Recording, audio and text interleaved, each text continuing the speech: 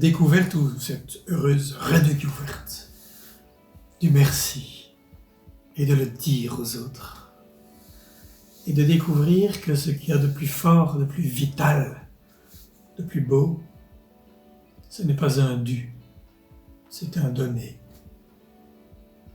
On a parfois tendance à l'oublier, même dans l'Église, que le plus beau nous est donné.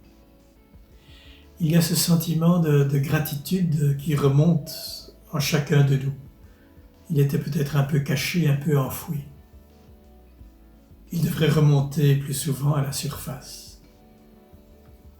Certes, les enfants apprennent à dire merci, mais cela devrait être naturel chez tous. Nous avons à réinscrire dans notre quotidien ce sens du merci et donc aussi de comprendre que cela nous est donné, ce qu'il y a de plus essentiel. C'est du gratuit, c'est du en plus, c'est de la surabondance. Oui Seigneur, c'est surabondance ce que tu nous donnes.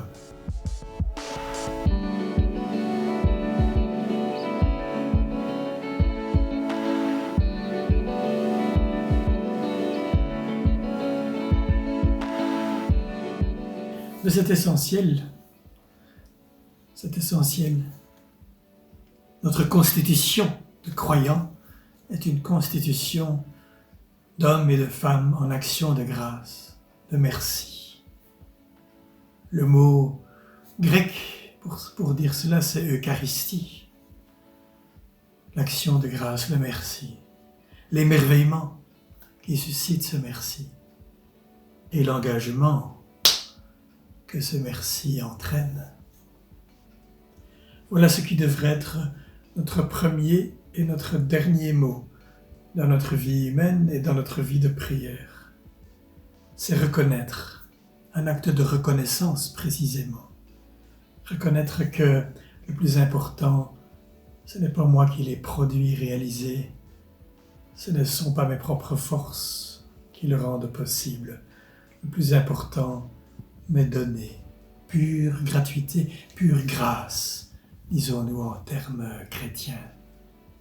Et ce merci peut devenir un vrai moteur pour dire le bien, bénir et faire le bien.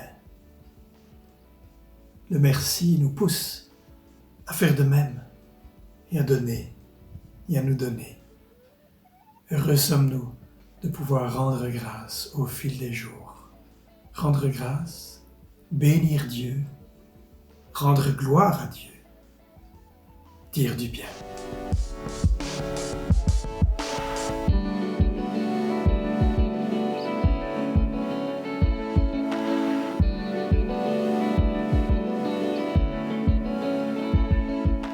Il y a ce beau petit passage dans l'évangile de Luc où Jésus guérit 10 lépreux qui viennent à lui.